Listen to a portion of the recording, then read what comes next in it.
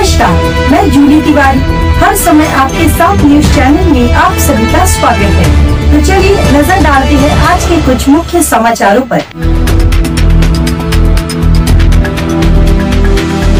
राष्ट्रवादी कांग्रेस विद्यार्थी सेल ने अंबरनाथ में सौंपा महत्वपूर्ण निवेदन, छात्र समस्याओं को लेकर जताई चिंता। अंबरनाथ राष्ट्रवादी कांग्रेस पार्टी शरद चंद्र पवार गढ़ के विद्यार्थी सेल अंबरनाथ शहराध्यक्ष अरबाज कुरैशी के नेतृत्व में बड़ी संख्या में पदाधिकारी और कार्यकर्ता एकजुट होकर अंबरनाथ नगर पालिका पहुँचे। वहां उन्होंने नगर पालिका के उप मुख्याधिकारी उमेश राउत को एक महत्वपूर्ण निवेदन सौंपा। इस दौरान विद्यार्थी सेल की ओर से छात्रों से जुड़ी समस्याओं और विभिन्न स्थानीय मुद्दों को लेकर अपनी बात रखी गई। निवेदन में शिक्षा, आधारभूत सुविधाओं और विद्यार्थियों के कल्याण से संबंधित कई जरूरी मांगी की गई। अरबाज कुरैशी ने कहा कि आज का युवा देश का भविष्य है और उनके हितों की अनदेखी बर्दाश्त नहीं की जाएगी। विद्यार्थियों को बेहतर सुविधाएं, स्वच्छ वातावरण और सुरक्षित शिक्षा का अधिकार मिलना चाहिए। सभा में उपस्थित कार्यकर्ताओं ने एकजुटता दिखाते हुए प्रशासन से मांग की है कि जल्द से जल्द इन मुद्दों पर कार्रवाई की जाए। उप मुख्याधिकारी उमेश राउत ने आश्वासन दिया कि निवेदन में दर्ज बिंदुओं पर गंभीरता से विचार कर उचित कदम उठाए जाएंगे। इस कार्यक्रम में विद्यार्थियों में जागरूकता और अधिकारों के प्रति चेतना फैलाने का संदेश भी दिया गया। इस पहल के माध्यम से राष्ट्रवादी कांग्रेस शरद पवार का विद्यार्थी सेल युवाओं की समस्याओं को प्रशासन के सामने प्रभावशाली ढंग से उठाकर सक्रियता का परिचय दे रहा है। अंबरनाथ नगरपालिकेला आज आम्ही पत्र दिलं होतं ह्याच्या आधी की 10 दिवसाच्या आत आम्हाला एक बैठक हवी आहे। अंबरनाथचे जे सर्व डिपार्टमेंट आहेत त्यांच्या प्रमुख आणि मुख्य अधिकारी स्वतः ते बैठकीमध्ये पाहिजे होतं, पण आता काही कारणास्तव ते आले नाही इकडे अंबरनाथला, ते कुठेतरी गेलेले आहेत। ते नेक्स्ट मीटिंगला कंटिन्यू करू। आता आपण शिक्षणचे जे मुद्दे आहेत, शिक्षण आणि जे फायरचे जे मुद्दे आहेत, भरपूर मुद्दे आहेत ते आपण घेतलं होतं इकडे। अंबरनाथ म्हणजे जे नगरपालिकेची शाळा आहे, नवीन बांधलेली शाळांमध्ये फायर सिस्टम काहीच नाही, सिक्युरिटी काही नाही, आणि जे जुनी शाळा झाली आहेत त्यांच्या त्यामध्ये कुठल्याही प्रकारचं स्ट्रक्चर ऑडिट नाही। त्यामध्ये काय आता मोडलीच्या शाळेची जे हालत आहे ते तडवी साहेब खुद स्वतः जाऊन बघितले होते।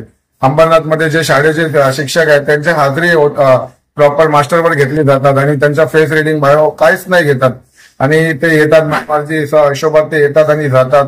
आपल्याकडे मुलांची संख्या कमी आहे, त्यावर आपण काय कारवाई करणार आहे?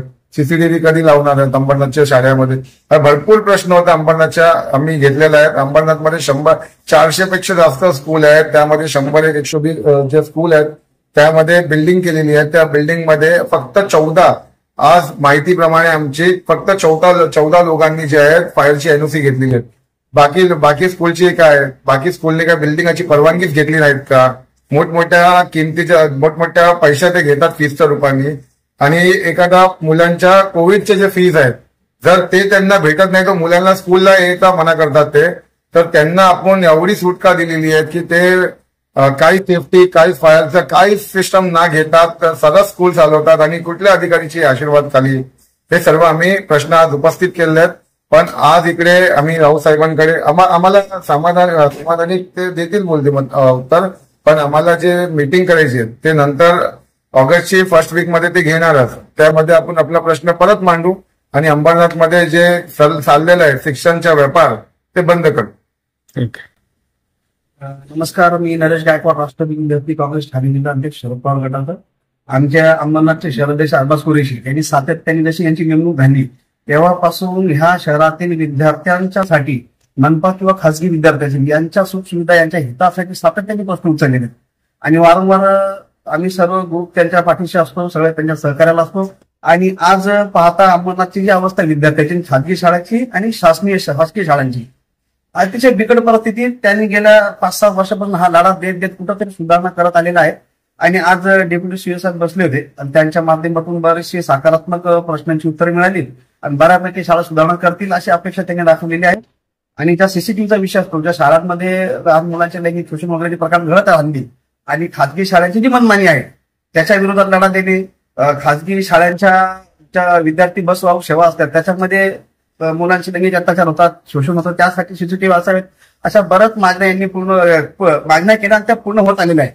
आणि असेच संबंध शहरामध्ये शिक्षण व्यवस्था अतिशय उत्कृष्ट चालावी ह्या मार्गाने काम करत आहेत. त्याच्यामुळे आम्ही त्याच्या पाठीशी आहोत आणि प्रशासनाला विनंती आहे की आमचे कार्यकर्ते, पक्षाचे कार्यकर्ते, इथं कोणत्या पक्षाचे कार्यकर्ते जर विद्यार्थ्यांच्या हितासाठी, शासकीय शाळांच्या हितासाठी जर कामासाठी तुमच्याकडे येत असेल तर त्यांना वेळ द्या, त्यांच्यासोबत बसा. आज शिवसाहेब नाही, ठीक आहे, कारणास्तव नसतील, पण पुढच्या बैठकीत ते हजर असावेत. इतर विभागांचे, शाळाशी संबंधित जे इतर विभागाचे प्रश्न आहेत त्याच्यावर सकारात्मक पावित्र्य घेऊन ती कामं त्यांच्या समस्या दूर कराव्या एवढी विनंती करतो. कारण आंदोलनाची वेळ येऊ नये.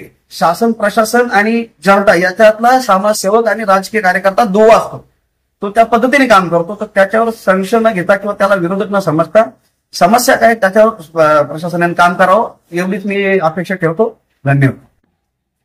तो आज के लिए बस इतना ही.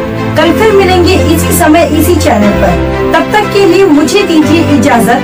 धन्यवाद. हमारे चैनल को सब्सक्राइब करें और बेल आइकन दबाना ना भूलें ताकि हमारी खबरें सबसे पहले